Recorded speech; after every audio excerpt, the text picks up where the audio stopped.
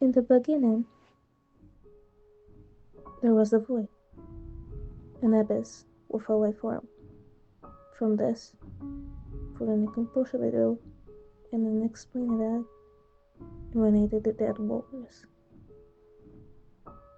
the primordial seraphim, beings of power with giant wings. They went through all the darkness, each one bearing a facet of the creation that was to come.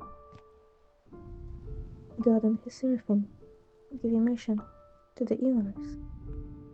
They shaped stars, galaxies, and established the laws that govern the movement and the declaration of all matter and energy. Among the creations, there was a blue and green planet, which the seraphim called Ado. They warned God about it, a dazzling planet that caught everyone's attention. And this, God gave life to the trees, to nature, created the solar system, day, night, all in about 7 days. Finally, God created Adam and Eve, thus bringing forth a creature among the various species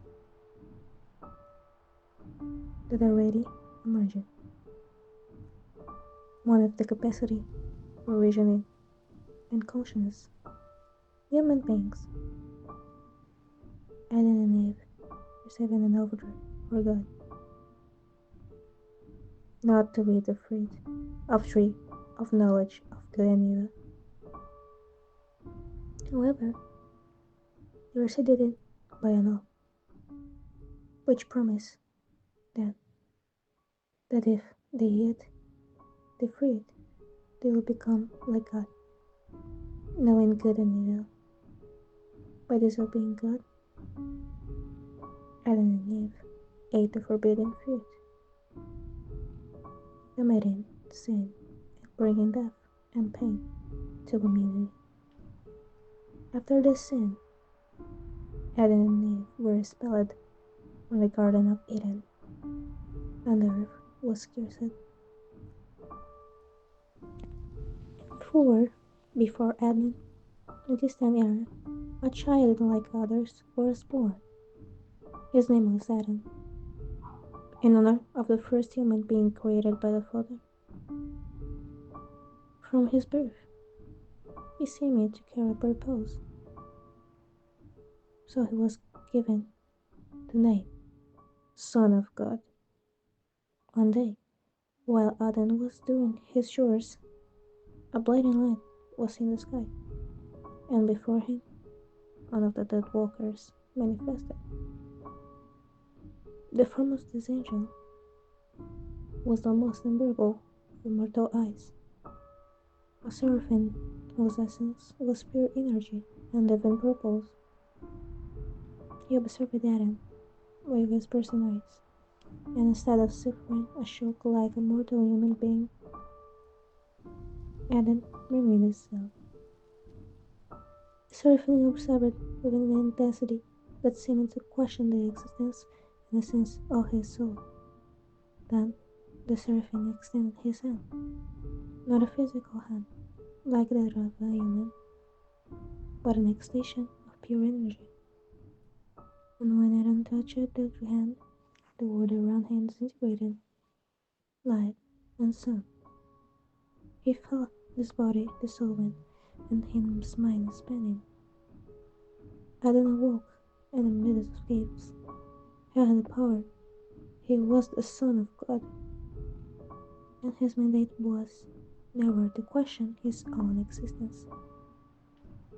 Adam made his proposal, which was to help human beings to do good, until one day he was betrayed, possibly taken by one of his brothers to the courts, who were after him, and he was crucified. Where he realized that humanity was not as good as sin. Adam was killed and buried in a grave, and on a Friday in April, his body was dead.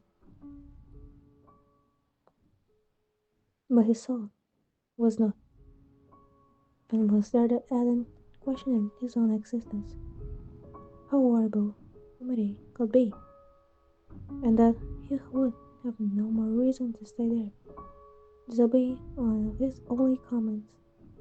Adam saw not just one lightning from him, but several. They were deserving. They had become shadow, and they gave him the choice between believing in having his power back or dying in recent peace.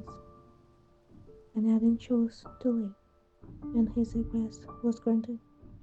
And on yesterday's Sunday, he received it. Adam left the grave, but realized that his body had not. Everyone looked at him, dread. A mirror was conceived for Adam. He looked at himself, and he realized the punishment that had been given.